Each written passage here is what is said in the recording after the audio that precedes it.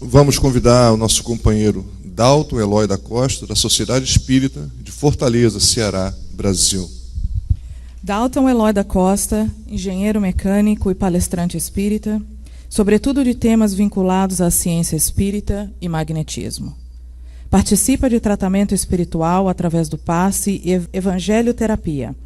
Iniciou na doutrina espírita em 1982 e atualmente está vinculado à Sociedade Espírita de Fortaleza e à Associação Médico Espírita do Ceará. Exerce também atividades na área de hipnoterapia e psicoterapia holística. Dalton nos traz o tema hoje, aplicação magnética em síndromes. Seja bem-vindo. Bom dia a todos. É um prazer muito grande estar aqui com vocês nesse importante evento, onde nós tivemos a oportunidade de participar do primeiro lá em Parnamirim e agora o primeiro fora do Brasil. Então é uma honra dupla participar desse evento. O trabalho que nós vamos apresentar hoje, ele, na verdade, vem apresentar um novo paradigma quanto à utilização do passe magnético, que é a aplicação das técnicas da hipnose condicionativa e do passe magnético em cliente com depressão e transtorno bipolar com episódios de pânico. Antes, porém, de a gente falar um pouco sobre o trabalho, é interessante a gente fazer um breve histórico. Esse trabalho ele não é feito dentro da casa espírita. Esse trabalho é executado dentro de uma clínica, Clínica Espaço Viver, onde trabalhamos eu e a minha esposa Ana, que é psicóloga e também hipnoterapeuta. Porém, esse trabalho ele iniciou-se dentro da casa espírita e pelas mãos do nosso querido Jacó, em 2005, se eu não me engano, 2006, onde nós tínhamos um grupo todo treinado, tudo dentro dos conformes. Pelos motivos que o Adilson bem colocou ontem, esse trabalho foi interrompido pela equipe espiritual. Isso fez com que todos nós passássemos a refletir nos porquês disso tudo, onde muitas vezes o nosso ego ficava à frente do trabalho. Naquela época, todos nós estávamos experimentando, e ainda estamos, o magnetismo. Daí então, um grupo de dissidentes, como já foi aqui falado, dentre eles eu, resolvemos abrir uma casa espírita. Bom, vamos abrir uma casa espírita. E abrimos essa casa espírita, mas o trabalho de início não foi implementado. Um dos colegas disse, não, vamos dar um tempo para que a gente trabalhe mais a reforma íntima, o evangelho, e aí então a gente vê o que é que faz. Isso feito, passou-se uns 2 anos e meio, e nós continuamos a trabalhar em paralelo com relação aos estudos. Aplicávamos os passes, seguindo, vamos dizer assim, um passe rápido após a evangelioterapia, mas seguindo as mesmas técnicas que todos nós aqui trabalhamos. E nós sentimos que estava chegando a hora de iniciarmos o trabalho, mas não conseguimos. Então nós resolvemos sair dessa casa espírita, nos desligamos. Infelizmente, um mês depois, essa casa fechou. E nós nos filiamos à Sociedade Espírita de Fortaleza e à Associação Médico Espírita. Por conta disso, como sabemos que todo trabalho é demorado, né, tem que ter uma base forte, nós tivemos que nos profissionalizar, ou seja, o devido registro no Instituto Brasileiro de Hipnologia, Sindicato dos Terapeutas, porque a minha formação acadêmica é engenharia. E, vamos dizer assim, com o objetivo de dar continuidade ao trabalho, resolvemos fazer esse trabalho clinicamente para, quem sabe, brevemente iniciarmos novamente dentro da Casa Espírita. Como nós falamos, a proposta é um novo paradigma quanto à utilização do passe magnético. Tá. Vamos falar sobre o estudo de caso. Essa cliente, hoje com 49 anos, problema de depressão profunda há 12, iniciada em 2000, onde o gatilho desse problema foi uma separação.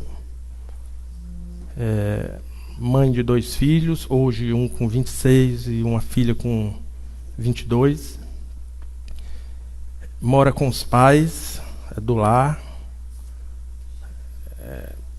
ensino fundamental, os pais já bem idosos, acima de 80 anos de idade. Quando foi próximo a 2003, em 2003, devido a problema de separação, a depressão começando a chegar, ela começou a engordar e fez uma cirurgia de redução de estômago. No mesmo ano, em 2003, sabemos que já é difícil a adaptação psicofísica entre quando se submete a uma cirurgia desse porte, tem que ter um preparo. Aí o que aconteceu? No mesmo ano, o filho dessa pessoa cometeu um assassinato e foi preso. E daí então a crise depressiva foi se prolongando até que ela ficava reclusa somente ao seu quarto. Aquele era o lar dela, era o quarto. Não dormia praticamente, navegava na internet horas e horas. E aí ela começou a pesquisar no site do Instituto Brasileiro de Hipnologia. Ela tinha uma grande vontade de ficar boa, mas não tinha um suporte de ninguém. E ela entrou no site do Instituto Brasileiro de Hipnologia, viu o nosso nome. Ela mora em Belém do Pará e nós em Fortaleza. Então ela se submeteu a uma viagem de 24 horas de ônibus sozinha para fazer o tratamento. O diagnóstico do seu médico, como falado no início, depressão e transtorno bipolar com episódios de pânico. Ela tomava 6 medicações diferentes, fora algumas que não eram tarja preta. Problema realmente muito grave. Quando ela nos procurou, disse: olha, eu estou querendo tirar minha vida, eu vou me suicidar. Esse é o último recurso que eu estou buscando. Não aguento mais essa pressão. Há 12 anos que estou desse jeito. E aí ela nos procurou. As sensações que ela sentia antes do tratamento: convulsões, medos, visões, vozes, insônia, pesadelos, quando conseguia dormir, irritação, agressividade, choro, taquicardia e desarranjos fisiológicos, quando em estado alterado, baixa autoestima e pensamentos suicidas constantes. Na verdade, a nossa amiga estava sofrendo um processo de obsessão complexa, né? Que todos nós conhecemos e que decorre nesses sintomas. E em tratamento médico, o seu médico receitou os remédios que a nossa medicina recomenda. Sobre o tratamento ele foi iniciado em setembro de 2011 e concluído 20 dias depois, num total de 10 sessões, onde a primeira sessão nós chamamos de hipnoanálise pré-tratamento. Nessa sessão nós escolhemos as informações que a paciente registra de próprio punho em uma ficha, e a partir dessas informações, em uma sessão de 1 hora e pouco, nós programamos as sessões subsequentes, onde cada sessão não é igual à outra. Após as 8 sessões, nós fizemos o que nós chamamos de hipnoanálise pós-tratamento, onde nós conversamos com a cliente, perguntamos como ela está e, enfim, verificamos a evolução ao longo do tratamento e recomendamos alguma coisa de continuidade. A duração dessas sessões variava de 1 a 2 horas, a depender do que estava sendo aplicado. Vamos falar rapidamente sobre a hipnose condicionativa. A hipnose condicionativa teve suas técnicas desenvolvidas pelo engenheiro e psicoterapeuta brasileiro lá de Jaú, estado de São Paulo, Luiz Carlos Crozera. Assim como o Jacó, o Luiz, ele trabalha há mais de 40 anos com a hipnose. E surgiu a necessidade de oficializar a coisa. Então, fundou-se o Instituto Brasileiro de Hipnologia e a Sociedade Ibero-Americana de Hipnose Condicionativa, cujo site está aí mostrado para vocês. Essa técnica, ela dá ênfase na técnica de bloqueio de registros mentais negativos, chamado técnica Bloren, que são enquadradas no conceito de terapia breve. Nessa técnica, há o desligamento neurológico temporário do tato, visão e do paladar, permanecendo conectados os sentidos da audição e do olfato. Na verdade, é uma técnica indutiva ao estado de desdobramento, que é a mesma coisa que o Adilson colocou de estado de sonambulismo, que aqui nós vamos colocar como estado de desdobramento. Tá? Desde 1927 que não havia uma evolução nessa área da hipnose, através das técnicas da hipnose ericksoniana e a hipnose clássica. A grande diferença é que na hipnose condicionativa o paciente fica passivo. Ele não verbaliza nada, fica deitado na maca e aí então a gente submete ele ao tratamento. Mostrando melhor, aqui nós temos o sistema límbico, mostrando as várias áreas, vamos dizer assim, sensitivas do nosso cérebro. Essa máquina maravilhosa. Na hipnose condicionativa, permanecem conectados a área de audição e a área do comportamento e da emoção. As demais áreas permanecem desconectadas. Nessa outra transparência, nós temos uma tomografia por emissão de pósitrons, onde nós mostramos aí as 4 áreas principais do nosso cérebro. E podemos observar que a área de ouvir palavras e a área de pensar em palavras, que são as áreas que são, vamos dizer assim, trabalhadas durante o transe, quando se está no estado de sonambulismo, estado de desdobramento, são as áreas mais solicitadas. Quando estamos fazendo a tomografia, nós vamos ver um pouco mais à frente, nós estamos num estado tranquilo, aparentemente. Então essas áreas, elas são mais solicitadas no nosso cérebro. Vamos falar agora sobre o passe magnético. Em todas as sessões foram aplicado o passe magnético, todas. Durante a aplicação do passe magnético, a duração em torno de 10, 15 ou 20 minutos, a depender da situação. A ênfase do passe era principalmente os dispersivos, atuando sequencialmente na aura, no campo energético total, vamos dizer assim, do cliente, nos centros de força e nos sistemas nervoso, endócrino, imunológico e circulatório. Por exemplo, na parte energética, na aura, aplicou-se basicamente transversais, dispersivos transversais ativantes e longitudinais dispersivos ativantes.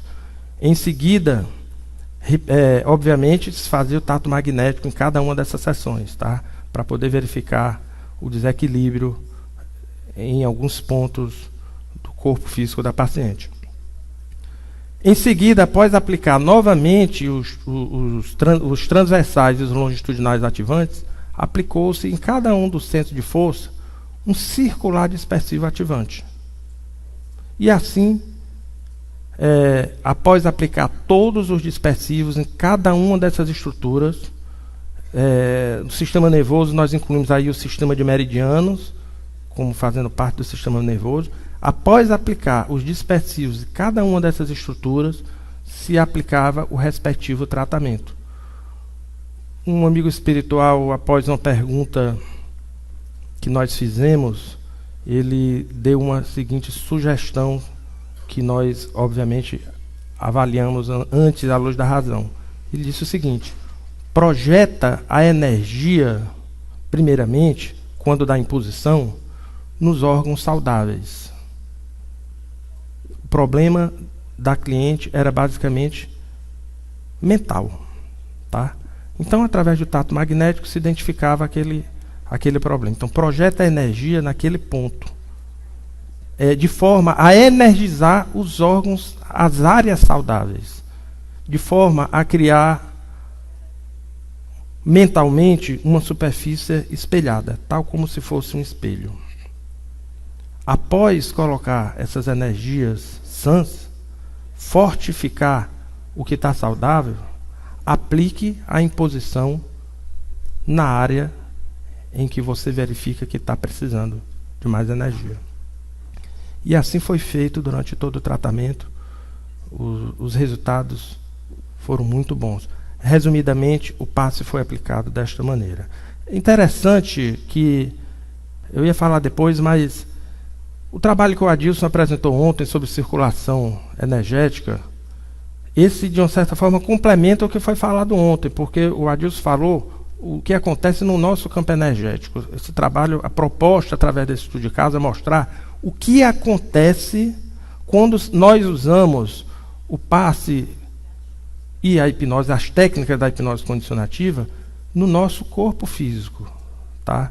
É como se fosse uma sequência do que o Adilson estava falando. As sessões, elas foram estruturadas em 4 fases. A primeira fase é o que nós chamamos de indução ao sono terapêutico, onde se aplica o relaxamento físico, psíquico e ancoragem. O que é isso? É o desacoplamento lento do perispírito da cliente, dos pés à cabeça, através de técnicas apropriadas, onde você vai desacoplando lentamente dos pés à cabeça. Por último, essa região da nuca. Essa etapa, ela tem uma duração de aproximadamente meia hora nas primeiras sessões. A partir da terceira, quarta sessão, esse tempo pode ser reduzido até 10, 15 minutos. Em seguida, é aplicada a redução da frequência mental, que nós vamos falar também sobre isso. A redução da frequência mental nada mais a gente utiliza a técnica de contagem de pulsos magnéticos, uma técnica regressiva, por exemplo, do número 20 até o número 1, cadenciada, com algumas palavras que se colocam no meio. Essa etapa dura em torno de 3 minutos. A partir daqui, é fixado o nível de sono e a pessoa fica em transe profundo. A partir deste momento é que começa realmente o tratamento. E foram aplicadas as seguintes, vamos dizer assim, técnicas nessa cliente. O passe magnético, em todas as sessões foram aplicados o passe magnético. A energização, ela é uma espécie de autopasse induzido pelo terapeuta, através da verbalização. Lembrando que a pessoa está em transe profundo. Foram aplicadas 2 técnicas que nós chamamos técnica de cofre ano a ano e técnica do cofre direcionado. São técnicas de regressão. As técnicas de regressão que são trabalhadas, elas são trabalhadas normalmente até a gestação. Em casos específicos, no caso dessa cliente, foi aplicado isso, através da técnica do cofre direcionado, nós retornamos a uma vida passada por questões de necessidade. Usamos também a ressignificação, onde a pessoa, durante a entrevista, durante o preenchimento da ficha, a gente pergunta: quem você gostaria de ser? Em quem você gostaria de se espelhar? Então, a partir dessas informações, nós, através de técnicas apropriadas, fazemos a ressignificação, onde a pessoa se coloca no lugar dessa pessoa. Tá? Em sessões específicas, aplicamos a progressão, onde ela se vê na frente, num tempo na frente, 1 mês, 6 meses, 1 ano, boa daquele problema que ela está sentindo. É a técnica da progressão. Os mecanismos de condicionamentos, muito importantes, são trabalhados de acordo com as informações que a cliente nos dá. Onde, na verdade, através desses mecanismos de condicionamento, nós vamos desbloquear os traumas negativos existentes na mente da pessoa. Lembrando que não se apaga memória. Isso é impossível fazer. A memória ela não é apagada. Ela é recondicionada. Tá certo? E o chaveamento mental, que é uma técnica onde nós aplicamos uma determinada palavra, onde todas as vezes que a paciente vai retornar à sessão, ou se por algum motivo ela quer sair do transe e há necessidade de ela entrar num transe instantâneo, a gente aplica essa palavra-chave e ela automaticamente volta ao transe profundo. Tem uma outra técnica que a gente não aplicou nessa paciente, que é a projeção, onde é feito um tratamento à distância. Tá? Bom, a quarta fase, essa fase anterior, desculpem, ela demora em torno de meia hora ou mais, a depender das técnicas aplicadas, tá certo? Em seguida, a quarta fase, que é a saída do sono terapêutico. Como da forma inicial, esse retorno ele é feito de uma forma lenta, tá certo? Também através da contagem de pulsos magnéticos.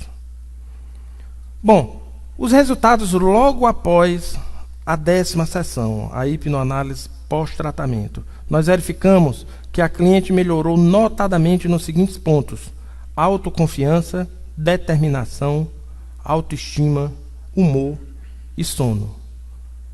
No início, nas 2, 3 primeiras sessões, ela sentiu aquela reação.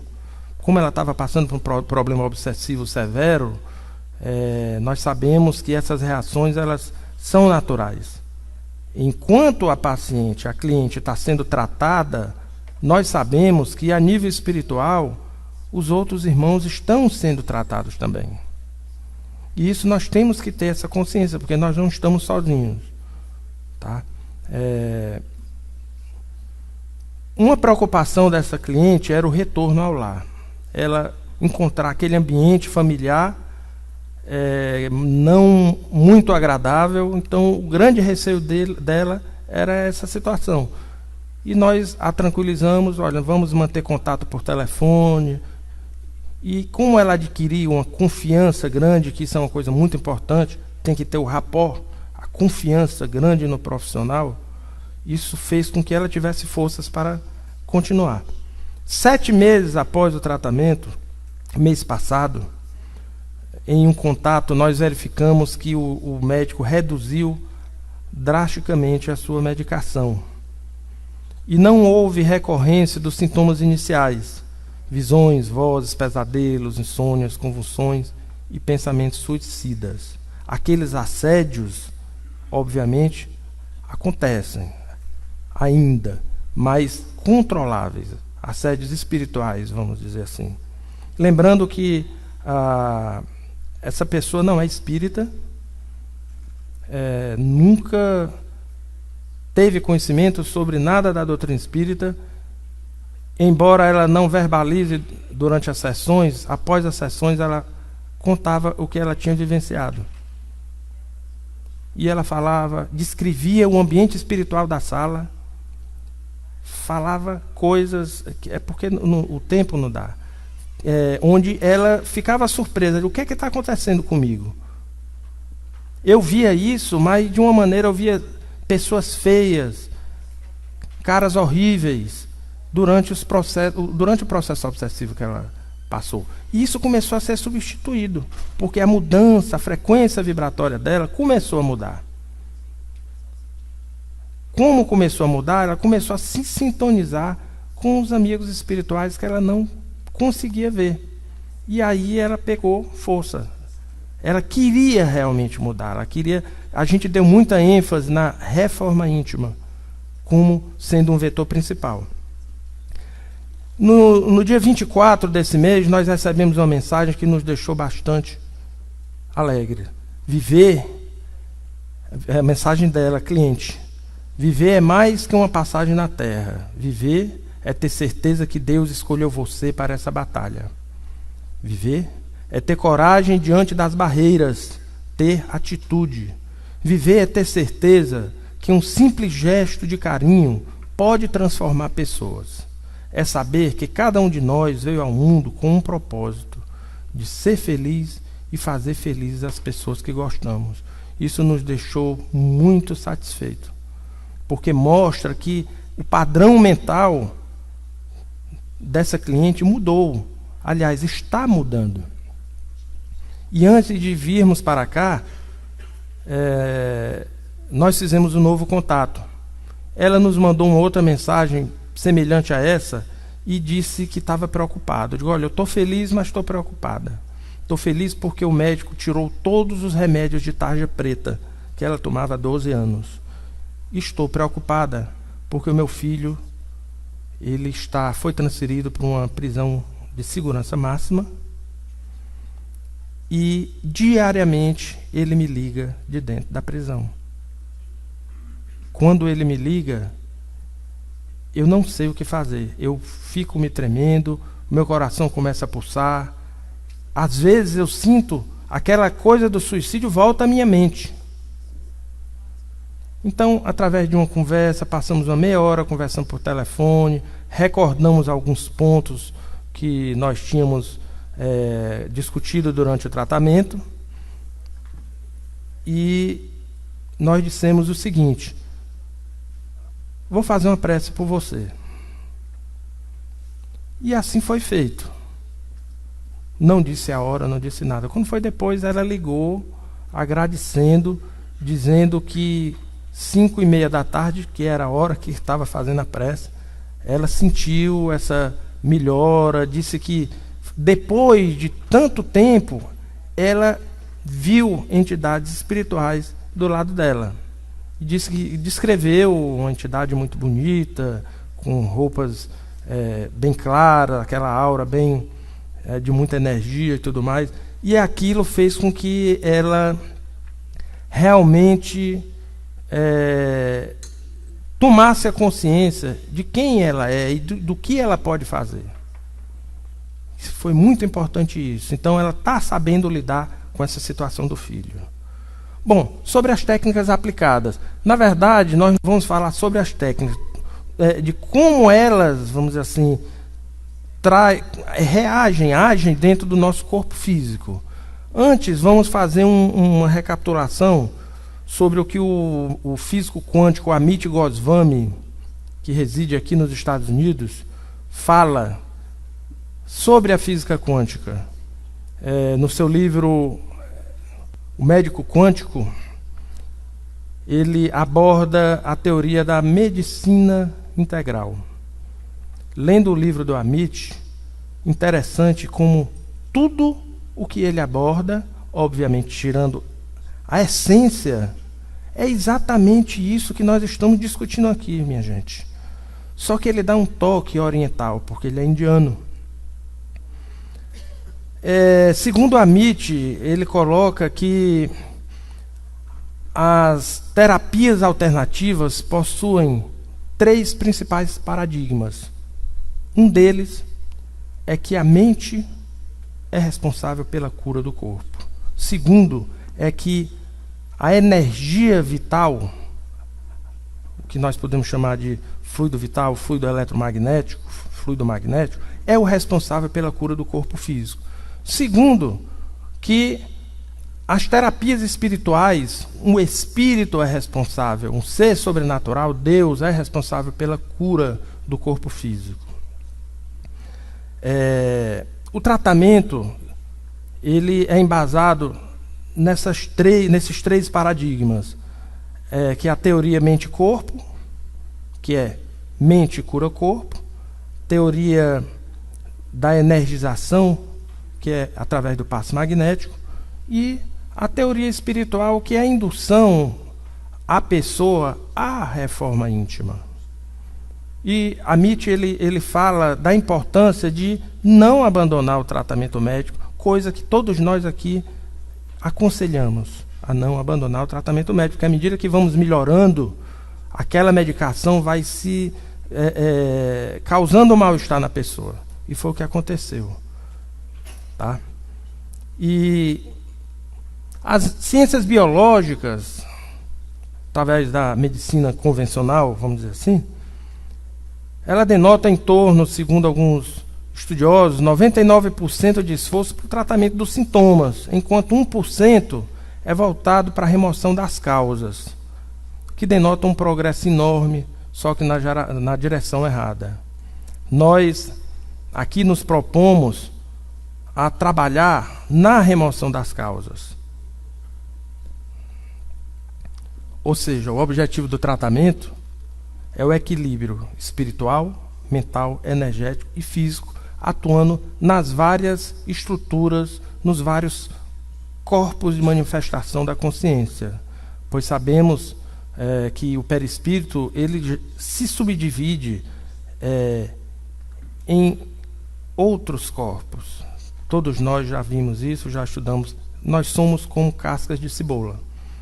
E a medicina integral, ela acredita, a física quântica, que a doença ela é originada não só em um corpo, mas muitas vezes em todos eles simultaneamente. No corpo físico, no, vamos chamar de corpo espiritual, corpo...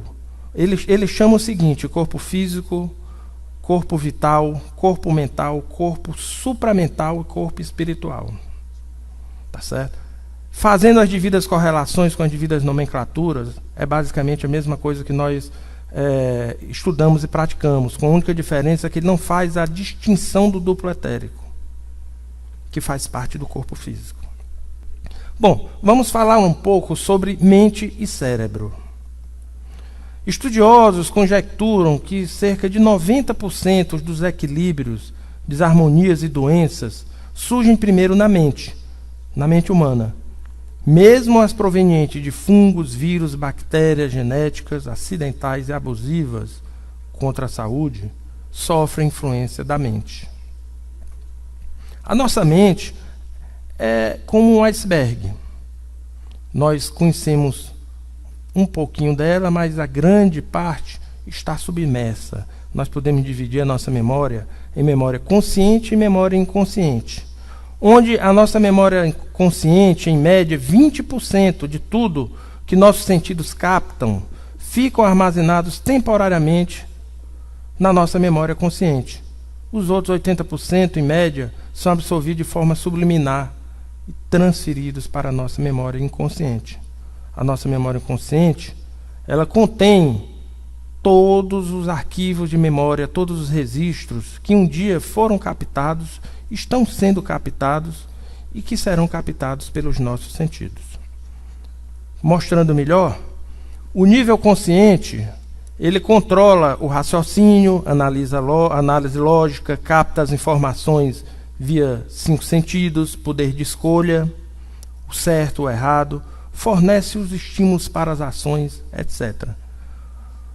O nosso nível inconsciente, ele controla as nossas funções automáticas, como respiração, fluxo sanguíneo, necessidades fisiológicas, mas também as nossas atitudes, os nossos hábitos, as nossas crenças, as nossas convicções, comportamentos, sentimentos, medos, inseguranças, amor, ódio, dor, ciúmes, etc. Ninguém sabe como, quando subitamente temos um pavor, um determinado pavor, subitamente estamos passando por um canto, sentimos alguma coisa estranha em nós. É o nosso inconsciente falando. A mente, contudo, opera com base nos dados fornecidos pelo nível consciente, no nosso plano em que nós estamos como encarnados. Bom, aqui nós temos o cérebro, dando um destaque para a glândula pineal. O cérebro, ele é uma máquina. é um hardware, vamos dizer assim. Funciona como um hardware. E ele tem um software instalado dentro dele, através da nossa mente, a nossa mente espiritual. E o nosso cérebro, ele, além da nossa mente, ele processa as informações de ordem cerebral, informações que nós chamamos de mobilidade. A área mental, ela é responsável pelos nossos pensamentos, emoções, sentimentos e raciocínios. Estão ligados à nossa vontade, fé, sexualidade, amor, prazer, dor, ciúmes, sons, imagens, informações do tato, olfato, paladar, etc. A nossa área cerebral, vamos dizer assim, recebe esses fluxos de estímulos mentais e os processa, provocando reações fisiológicas, metabólicas e de comportamento. Porém, existem aquelas que nós chamamos de mobilidade, que são responsáveis pelos nossos estímulos automáticos, de ordem neural, endócrina, cardíaca, muscular, nervosa, reprodutiva, digestiva, respiratória. São responsáveis pelas nossas reações motoras de expressão e de comunicação. Obviamente que tudo isso interage ao mesmo tempo no nosso cérebro e, consequentemente, com efeitos positivos ou negativos no nosso corpo. Tá certo? Os nossos pensamentos, como nós falamos anteriormente, são gerados na nossa mente. E dependendo do estado em que nós estejamos, o nosso cérebro processa frequências vibratórias distintas de acordo com o nosso estado de humor. Essas informações, elas são captadas a nível mental, são processadas e são jogadas no nosso corpo físico, através das reações químicas, das ligações dos nossos neurônios. Os nossos neurônios, através dessas ligações, a depender do nosso estado de humor, ele opera em frequências cerebrais diferenciadas. E interessante que as nossas frequências cerebrais, elas operam em 5 tipos de ondas diferentes. Cada tipo de onda opera numa faixa de vibração medidas em hertz ou ciclos por segundo. Cada faixa de vibração consome um determinado potencial de energia, que aqui é medido em microvolt. E para cada um desse estado, está ligado a um estado íntimo nosso. Por exemplo, em estado normal, como nós estamos aqui, a nossa frequência cerebral é da ordem de 19 ciclos por segundo. Nós estamos no nível beta. O nosso cérebro consome em torno de 50 microvolts, onde nós estamos em estado de vigília normal. O estado alfa, a frequência cerebral reduz, porém o cérebro consome mais energia. Interessante notarmos essa relação. Nosso cérebro está consumindo mais energia. Estamos em estado de meditação e relaxamento. Quando estamos em estado de oração, estamos no estado alfa. Tá certo? O paciente, quando ele chega, o cliente, quando chega na sala de passe, ele alterna esses 3 estados, gama, beta e alfa. Muitas vezes ele vai para o passo que ele está precisando. Então ele está num estado alterado de consciência, só que em estado de vigília. Tá certo? O passe, na verdade, ele vai reduzindo a frequência cerebral do paciente, do cliente, da pessoa, tá certo? Até favorecer mudanças neuroquímicas, vamos dizer assim, no cérebro, onde nós vamos mostrar um pouco mais à frente. À medida que nós vamos baixando a nossa frequência vibratória, por exemplo, no estado θ, o nosso cérebro consome mais energia ainda. Tá? É quando estamos em estado de criatividade e concentração.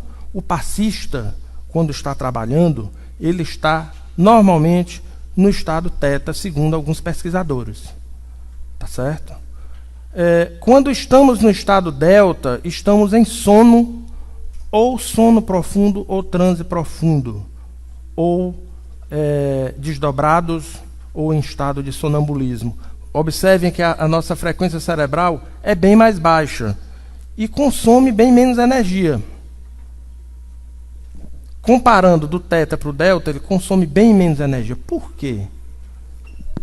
Antes de responder, vamos aqui para o estado gama, que é o estado em que a pessoa está normalmente quando procura tratamento. Está num estado alterado de consciência, só que em estado de vigília. Vocês observem que a faixa de vibração dos neurônios, ela oscila grandemente, de 21 para 60, e consome pouca energia.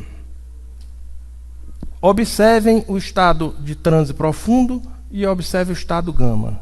O mesmo consumo de energia. Só que um está acoplado ao corpo físico e outro não. O que é que acontece com o disjuntor? Um disjuntor, quando ele começa, a energia elétrica começa a sobrecarregar o sistema, o disjuntor começa a aquecer. E ele vai consumindo menos energia. Vai aquecendo os circuitos, mas o consumo de energia vai chegando num patamar que ele desarma. É o que acontece, por exemplo, na epilepsia. Acima de 80 Hz, há o desacoplamento súbito do perispírito do corpo físico. E a pessoa desce drasticamente para o estado delta. Estamos falando isso somente para fazermos uma comparação com o gráfico a seguir. Aqui nós podemos observar, vou passar aqui para esse lado, para ficar melhor. Esse é o estado em que nós estamos normalmente, no estado beta. Esse gráfico é uma tradução daquela tabela, tá? Quando estamos em tratamento, em estado de alterar de consciência, só que em vigília, a nossa frequência cerebral, ela opera nessa faixa, consumindo pouca energia. À medida que nós vamos tomando um passe, tá? Vamos falar primeiro do passe da maneira como é feito os tratamentos, como vocês trabalham. A frequência cerebral da pessoa, ela vai reduzindo e oscila entre beta, alfa e gama, normalmente. Quando em transe profundo, submetido às técnicas da hipnose condicionativa, há uma redução gradual da frequência cerebral. Quando chega em estado teta, ele consome muita energia, o cérebro. E por que será que acontece isso? Essa queda súbita. Imaginemos dois ímãs acoplados um no outro. Perispírito e corpo físico. Quando nós tentamos separar um ímã do outro, nós sentimos uma reação, uma força magnética que não deixa separar um do outro. A energia entre um ímã e o outro, nesse momento, ela é intensa, porque você está fazendo uma força. O que acontece é que antes de haver o estado de sonambulismo, o estado de desdobramento, o cérebro ele consome uma determinada cota de energia. Quando há o desligamento, onde ele fica ligado somente com o cordão fluídico, ele consome menos energia. E aí o tratamento é feito nesse estado. Qual é a vantagem? A vantagem é que não há influência da nossa parte física. O consciente e o inconsciente estão conversando nesse momento, porque ele está ouvindo o que o terapeuta, o passista está falando. Ele está ouvindo tudo. A hora que ele quiser, ele pode sair do transe. Basta ele querer. Tá certo? Consciente e inconsciente estão conversando em busca de uma melhor solução para o problema. Enquanto que nós, que estamos operando, trabalhando, estamos aqui no nível teta, por exemplo. Nós sabemos que existe essa influência magnética de uma mente com relação à outra. Né? A minha influência magnética aqui é maior do que a dele. Por quê? Porque o meu cérebro está trabalhando mais. Ele está com a vontade de ajudar a pessoa a sair do problema que ela está. Algumas literaturas falam que determinados determinadas pessoas, benzedores, curadores, em estado de transe muito profundo, o cérebro chega a consumir 1.500 microvolts nesse estado, para vocês terem ideia. Então, à medida que o paciente vai melhorando, ele vai ajudando a pessoa, né, o terapeuta, porque a sua frequência cerebral ela vai se igualando com a do terapeuta. Ela vai subindo, porque ele está tomando consciência de que ele está melhorando. Quando ele não está tomando consciência, ele fica nesse estado sempre. Mas quando ele está tomando consciência, ele ajuda o terapeuta mentalmente. Obviamente, se não houver a cooperação, nada disso acontece. Bom, falamos das frequências cerebrais, agora vamos falar aqui um pouco, rapidamente, sobre os neurônios. Aqui nós temos 2 neurônios. Os neurônios, eles são encarregados em fazer o transporte da informação dentro do nosso corpo físico. Se eu sou o neurônio A e eu passo a informação para uma pessoa que está ali na frente e digo, você vai comprar 5 pães, 2 litros de leite e 1 quilo de carne. Essa informação ela vai ter que chegar no último neurônio para atingir o órgão que está precisando daquela informação. Vamos supor que seja o estômago. Então essa informação ela tem que ser fiel, ela tem que chegar até lá. Tá? Os neurônios eles trabalham de uma maneira, quando estão harmonizados, dessa maneira, eles transferem a informação do primeiro até o último da mesma maneira. Quando nós estamos com problemas, quaisquer que sejam, que decorrem no nosso corpo físico, essa informação ela não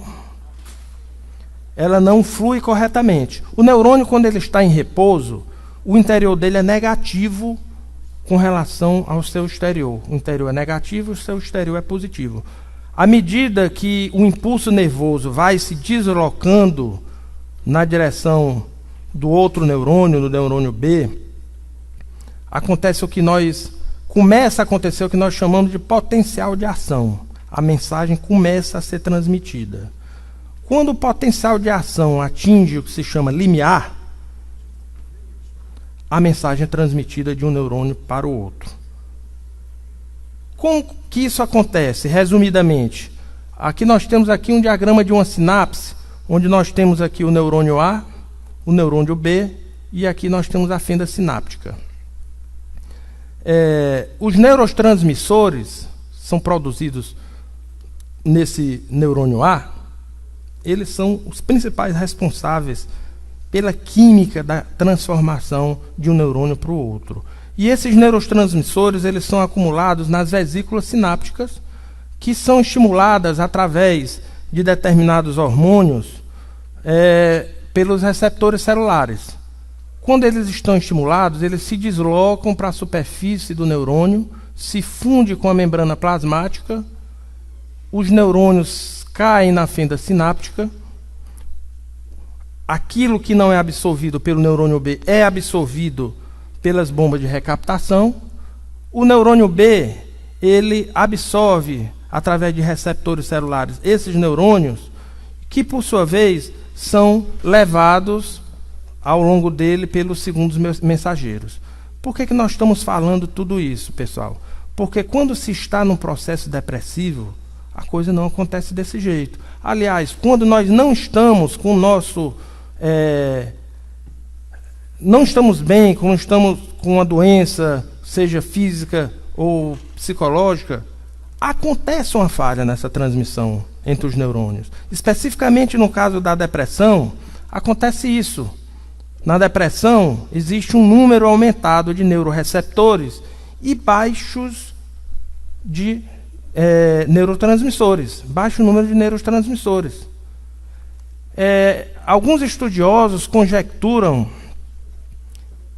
que quando fazemos o tato magnético, aquela energia que sentimos naquele ponto desarmonizado é justamente essa deficiência que acontece entre as células nervosas, que por sua vez influenciam outras células.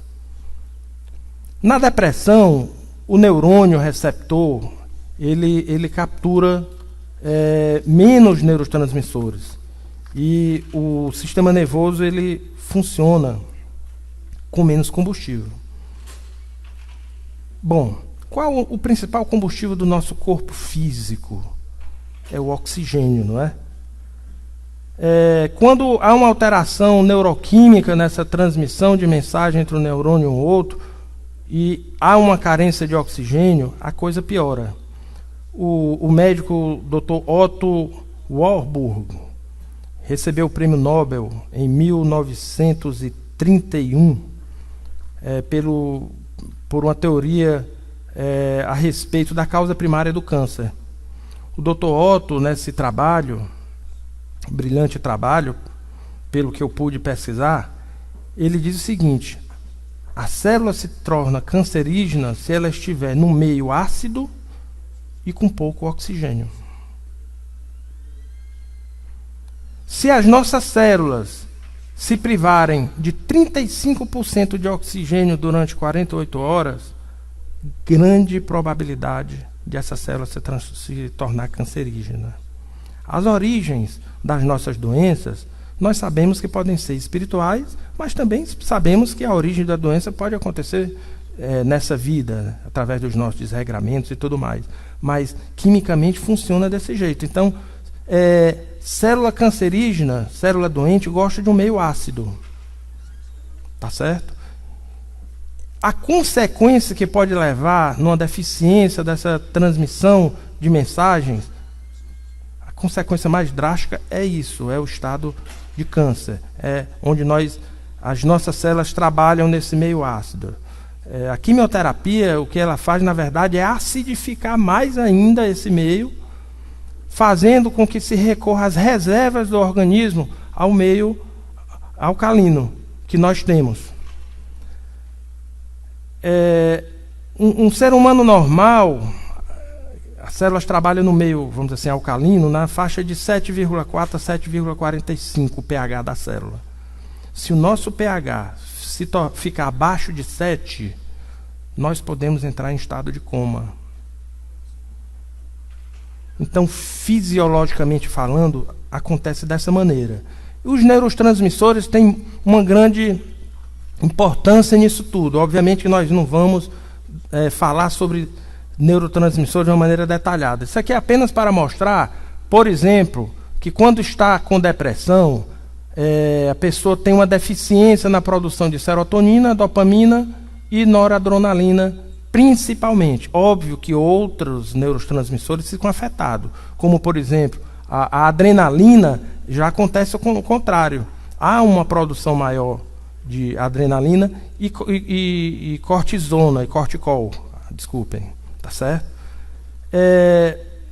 Aí é uma tabelinha só para mostrar a importância desses 3 neurotransmissores atuando no nosso cérebro, no nosso sistema límbico. Tem uma grande influência nos estados de ansiedade, irritabilidade, função cognitiva, prazer, sexo, apetite, depressão, motivação, etc.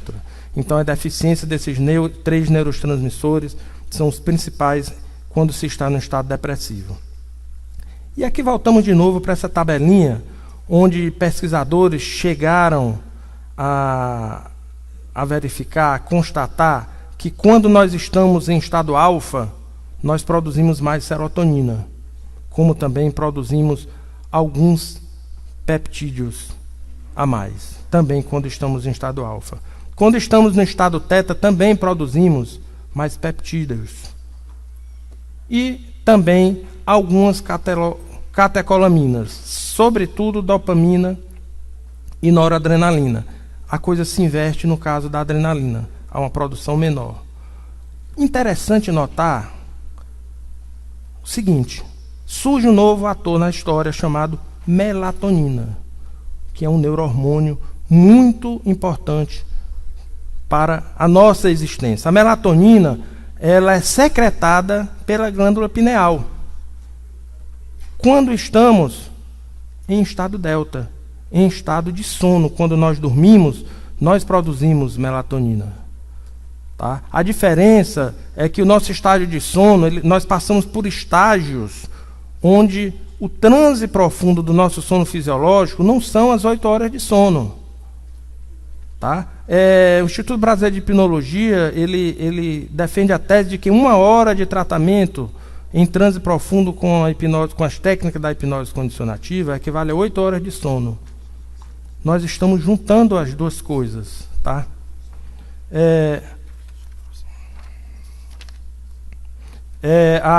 No estado... A melatonina, ela é sintetizada, ela é convertida, a serotonina é convertida em melatonina, tá certo? E quem regula esse processo é a noradrenalina. Falando agora rapidamente, a melatonina, ela exerce um papel regulador sobre eventos fisiológicos, metabólicos e comportamentais importantes na regulação dos fenômenos endócrinos, termorregulação, regulação do sistema cardiovascular, sistema de atividades e repouso, vigília e sono, sistema imunológico, crescimento e envelhecimento, apresentando também notável poder antioxidante no caso das doenças neurodegenerativas como Alzheimer e o Parkinson. Durante o dia, a síntese da melatonina é muito baixa, porém durante a noite aumenta em 10 vezes o nível do seu organismo. O efeito da melatonina, quando secretada, causa sonolência e sensação de relaxamento. Quando começa-se o tratamento, a pessoa já entra, vamos dizer assim, produzindo mais melatonina, porque ela está entrando no estado de relaxamento, de sonolência. Além da adequada produção de melatonina, outros fenômenos simultâneos acontecem, como, por exemplo, a diminuição significativa da produção de cortisol e adrenalina, que estavam aumentadas quando em estado depressivo, lembrando que para cada molécula de adrenalina formada, 4 de radicais livres são formados. Tá certo? Há também uma restauração das moléculas de DNA lesadas e o bloqueio dos canais de cálcio. Agora vamos fazer uma correlação. O que falamos até agora é o que verificamos, é o que achamos, é o que experimentamos. Agora vamos falar o que a espiritualidade, algumas obras falam a respeito disso tudo. André Luiz, em Revolução de Dois Mundos, fala: hormônios e para-hormônios, fermentos e cofermentos, vitaminas e outros controladores químicos equacionam os problemas orgânicos, organizando-os em produção em níveis expressivos na cota de determinados percentuais, conforme as ordens instintivas da mente. A mente comanda o processo. Ainda no mesmo capítulo, afirma: todos os estados especiais do mundo orgânico, inclusive o da renovação permanente das células, a prostração do sono, paixão artística, êxtase religioso, os transes mediúnicos, são acalentados nos circuitos celulares, por fermentações sutis, aí nascidas através de impulsos determinantes da mente. O metabolismo subordina-se, desse modo, à direção espiritual. Em uma outra obra, chamada Favos de Luz, do autor espiritual Miramês, na resposta 126, que é relativo ao passe, ele afirma: os médicos de amanhã vão dar maior valor à psicologia, ao estudo aprofundado do magnetismo hipnótico e ao valor abençoado da palavra, bem como às bênçãos da educação espiritual, o que vale dizer aceitar o Cristo em todas as suas funções e se tornarem médicos do corpo, como igualmente da alma. Fala ainda o seguinte: ainda existe o hipnotismo natural, a projeção de ideias em determinadas áreas do cérebro do enfermo, que sairão como ordens para o sistema nervoso e descem para o metabolismo celular como pedido de socorro e até como ordenação urgente no tocante à fabricação de elementos correspondentes à paz dos órgãos afetados.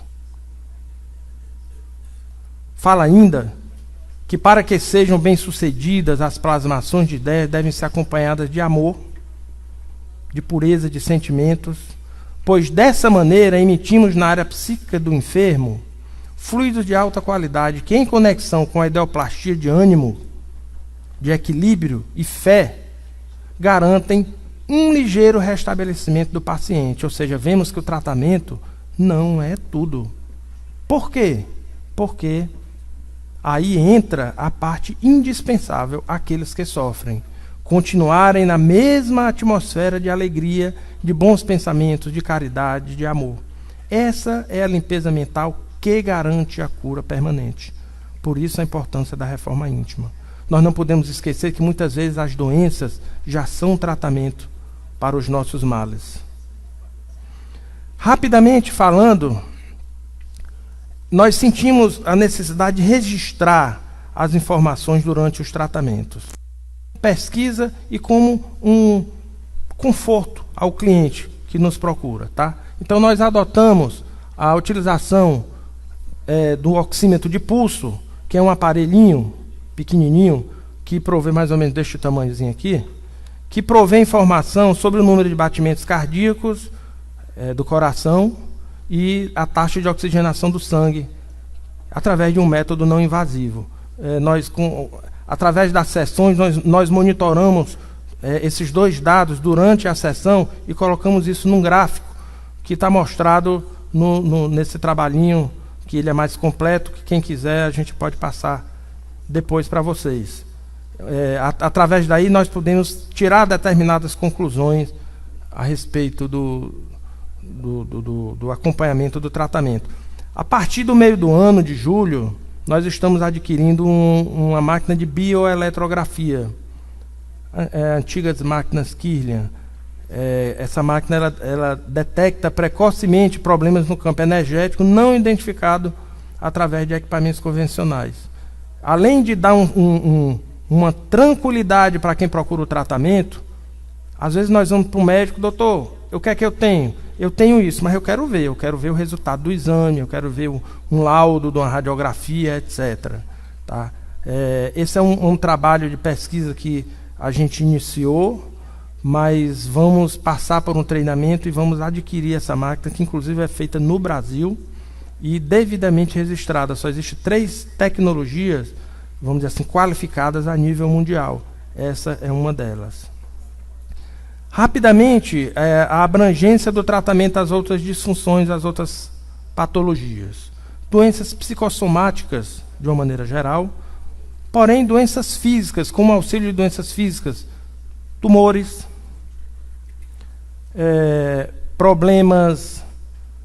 auxílio em problemas de doenças neurodegenerativas, nas fases iniciais, como Alzheimer, nível 1, nível 2.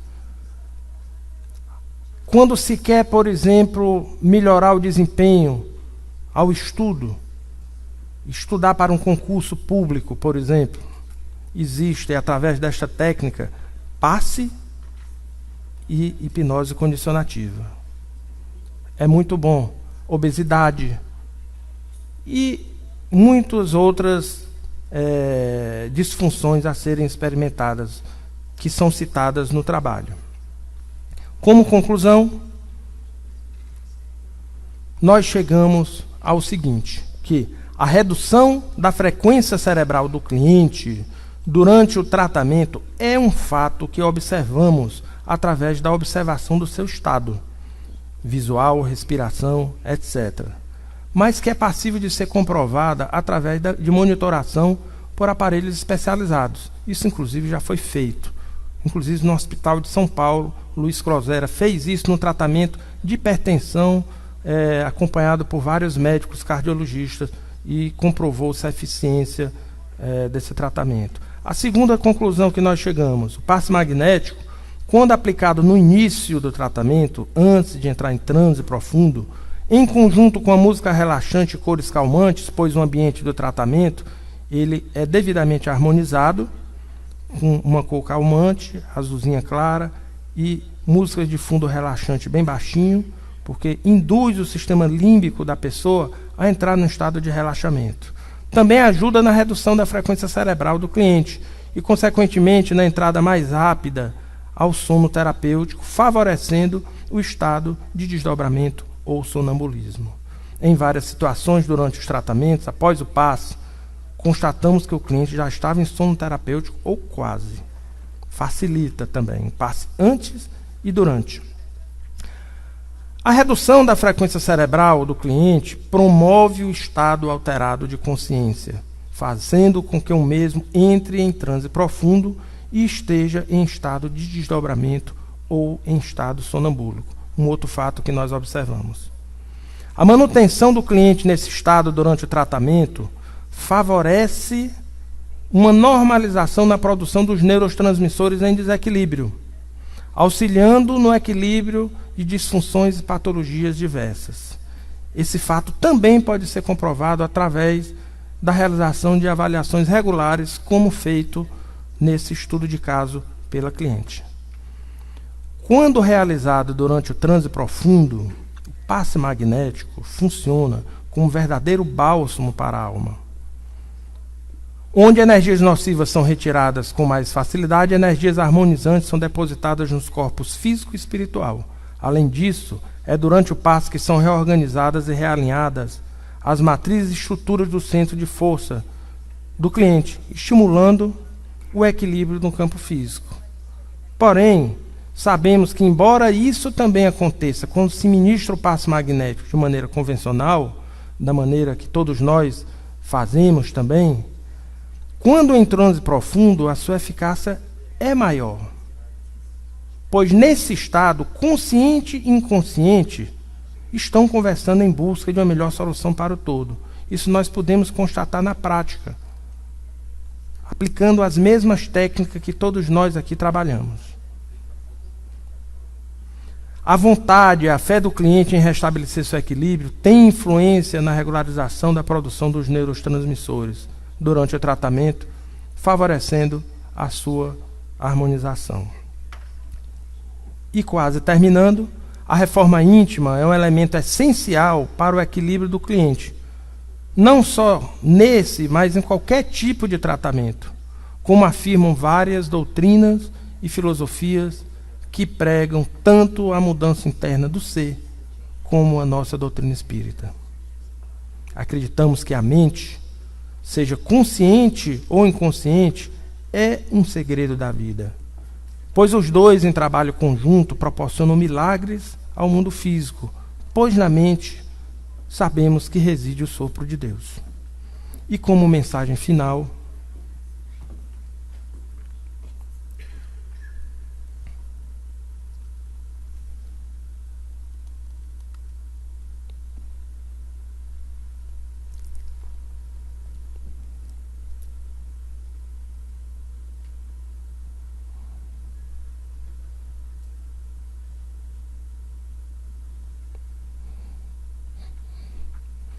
a principal ferramenta para o novo homem da ciência, nós que aqui estamos, é a compreensão além da compreensão. É poder ver o que poucos veem e levar a todos a luz do conhecimento pautado na mudança interna do ser. É o conhecer a si mesmo. Eis o caminho para a verdadeira cura.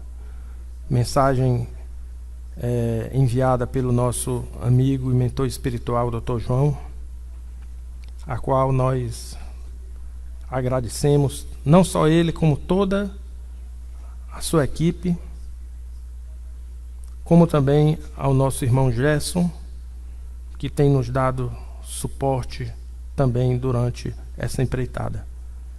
É isso aí, pessoal. Obrigado pela oportunidade. E quaisquer informações, está aí o nosso e-mail.